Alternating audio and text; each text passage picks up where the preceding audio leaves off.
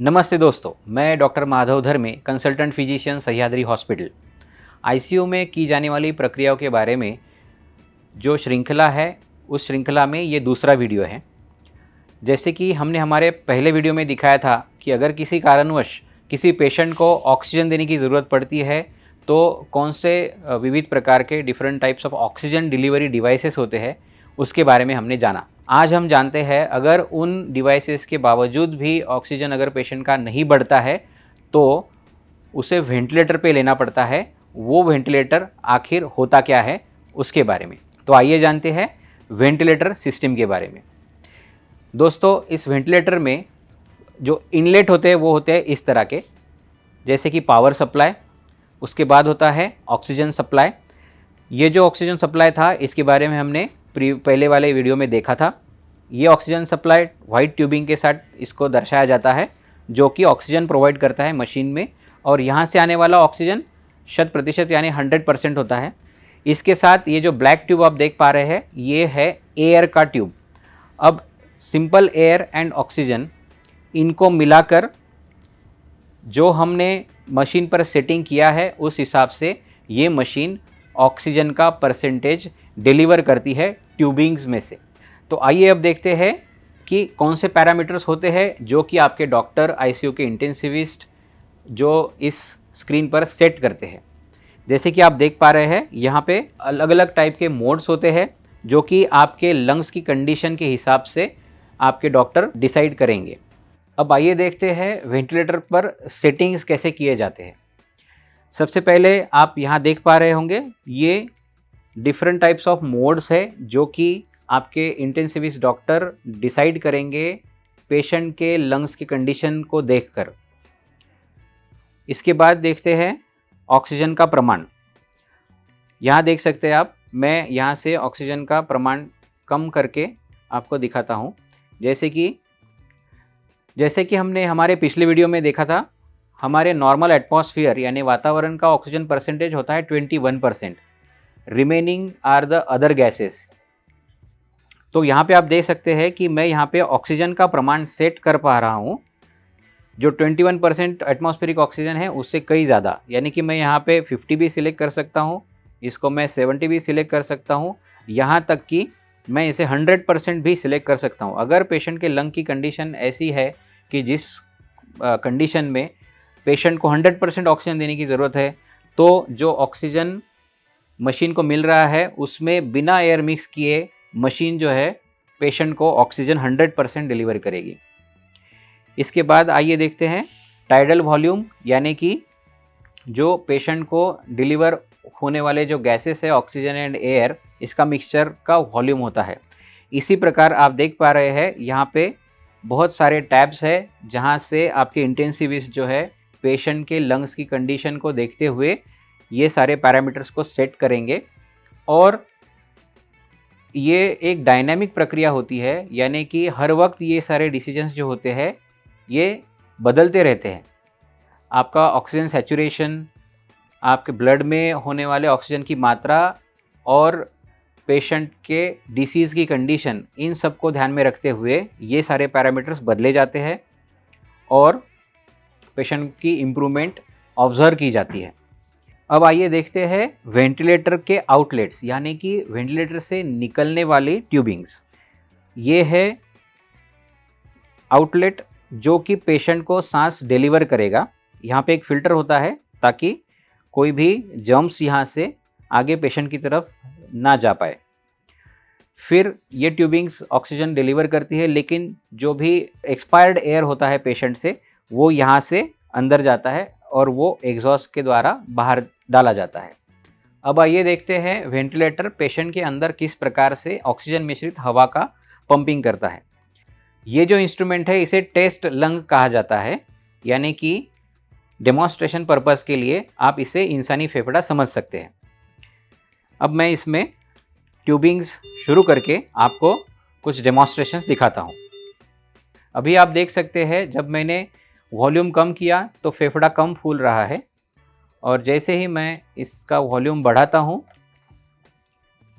तो इसका वॉल्यूम आपको बढ़ते हुए दिखाई देगा। ये मैं आपको डेमोन्स्ट्रेशन पर्पस के लिए दिखा रहा हूँ ये सारे जो डिसीजंस होते हैं ये डायनामिक डिसीजंस होते हैं, यानी कि दिन भर में बार बार इस डिसीजन को पेशेंट की हालात देखकर बदला जा सकता है। आपके जो इंटेंसिविस्ट होते हैं आईसीयू में वो इसके बारे में डिसीजन लेते हैं। ये तो था टेस्ट लंग जिसको हमने ट्यूबिंग से डायरेक्ट कनेक्ट किया था। अब आइए देखते हैं पेशेंट के अंदर हवा किस तरह से डाली जाती है। उसके लिए हमें इस्तेमाल करनी पड़ती है इस प्रकार की ट्यूब। इसे कहा जाता है एंडोट्रकियल ट्यूब।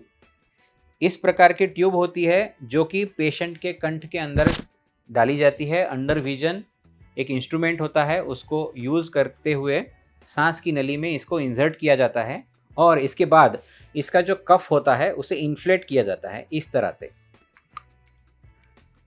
आप देख पा रहे हैं कि इस तरह से इसका जो बलून है वो इन्फ्लेट हो चुका है और जो आपका कंठ में जो वोकल कॉर्ड्स होते हैं ये इस तरह से वहाँ जाके फिट हो जाता है ताकि यह बाहर निकल नहीं पाता। इसका जो अंदरूनी प्रेशर है हम लोग बाहर के कफ से जज कर सकते हैं। अब इस ट्यूब के एक्सटर्नल ओपनिंग में वेंटिलेटर की ट्यूब जो है वो इस तरह से डाली जाती है और ये भाग जो पेशेंट के कंठ के अंदर है ये पेशेंट को सांस देते रहेगा। अभी आप जैसे कि देख सकते हैं कि ये जो ट्यूब पेशेंट के अंदर होती है ये ट्यूब इस बलून यानी कफ के भरोसे वहाँ पे फिक्स होती है, बट हमारी जो वोकल कॉर्ड्स होती है वो फ्लेक्सिबल होती है। सो इस वजह से ये ट्यूब अगर पेशेंट वायलेंटली अगर मूव कर रहा है या फिर पेशेंट होश में नहीं है तो अपने हाथों से इसे खींचकर निकाल भी सकता है। इसे एक्सीडेंटल रिमूवल ऑफ एंडोट्रकियल ट्यूब बोला जाता है। इसलिए जब भी हम लोग वेंटिलेटर पर पेशेंट रखते हैं तब हम ये चीज़ निश्चित करते हैं कि वो पेशेंट शांत रहे और कभी कभी शांत रखने के लिए कुछ मेडिसिन्स भी दिए जाते हैं, यहाँ तक कि कभी कभी रिस्ट्रेंट्स बांधे भी जाते हैं पेशेंट के अच्छे के लिए। अब आइए चलते हैं उन मुद्दों की तरफ जिनके बारे में प्रश्न हमेशा जो मरीज़ होते हैं उनके रिश्तेदार हमसे पूछते हैं कि अगर वेंटिलेटर हम लोग पेशेंट को लगा रहे हैं तो कोई और उपाय नहीं है क्या। जब भी ये डिसीजन लिया जाता है कि वेंटिलेटर पेशेंट को लगाना है, वो पेशेंट की बहुत ज़्यादा सीरियस कंडीशन होती है तभी उसके बारे में सोचा जाता है। और जैसे कि आप जानते हैं हमारे ABC ऑफ लाइफ जैसे बोला जाता है, जैसे एयरवे, ब्रीदिंग एंड सर्कुलेशन, उसमें से ABC ऑफ लाइफ जिसे बोला जाता है एयरवे यानी कि सांस की हमारी जो नली होती है वो, तो एयरवे को इंटैक्ट रखने के लिए इस नली का प्रयोग करना और B यानी ब्रीदिंग के लिए वेंटिलेटर का उपयोग करना ये कभी कभी अनिवार्य हो जाता है, उसको और कोई भी ऑप्शन नहीं बचता। फिर हमको ऐसा बहुत बार सवाल पूछा जाता है कि अगर कंठ में ये नली पेशेंट के कंठ में है तो पेशेंट खाएगा कैसे।